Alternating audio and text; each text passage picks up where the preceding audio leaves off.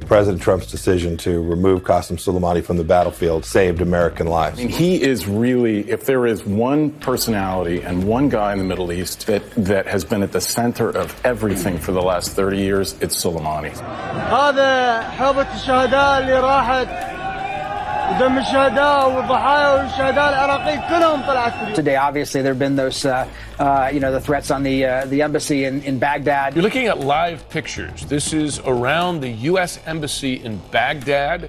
Massive protests, hundreds of people there surrounding, to the point that U.S. diplomatic staff, including the ambassador, have been evacuated for their own safety. Soleimani has been, responsible for years have been attacks on Americans in Iraq. Do you consider Iran an enemy of the United States? I do not. All American citizens are now walking prime targets. The United States of America now assassinating a leader of a sovereign nation. The killing of Soleimani, a revered figure in Iran and some other places in the Middle East. An agreement had been reached worldwide that the U.S. unilaterally broke. Completely no point. With Iran. But everything was kind of calm for a while. Obama did something, and now he's stirring up Iran. Why? Do you want to go through the?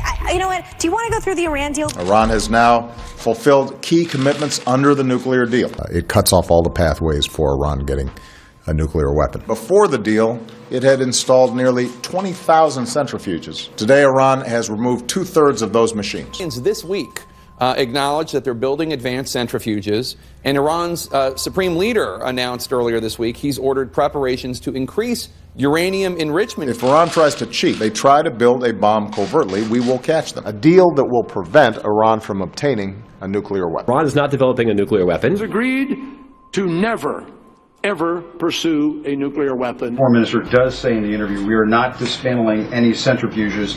We are not dismantling any equipment.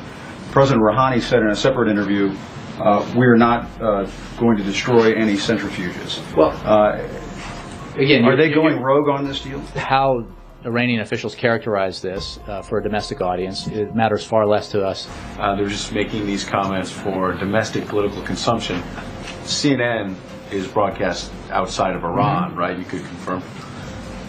Yeah, I've seen it here. So aren't they also sending a message to you, to the president, to the U.S.?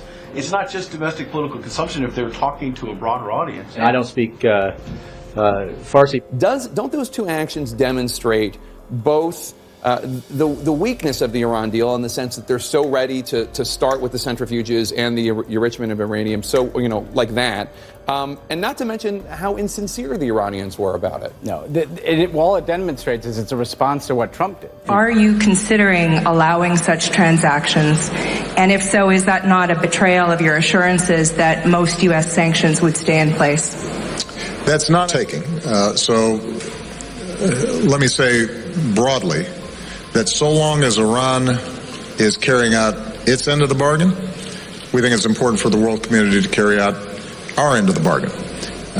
They have, in fact, based on the presentations that were made by the IAEA this morning to the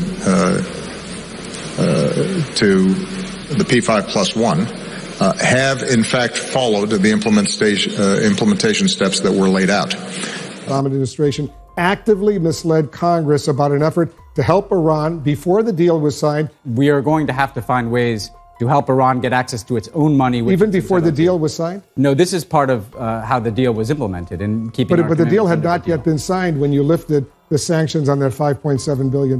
No, this was part of our commitment as we were negotiating the deal. It was Iran's own money that they had to get access to. Iran released 5 Americans who were unjustly detained on Iranian soil. Was this money ransom for the folks that were released? No, it was not. It is against the policy of the United States to pay ransom for hostages. This all came to a head at the same time. Everything was kind of calm for a while. Obama did something. Look, sometimes hypocrisy is just hitting you so hard in the face you don't know what to do with it.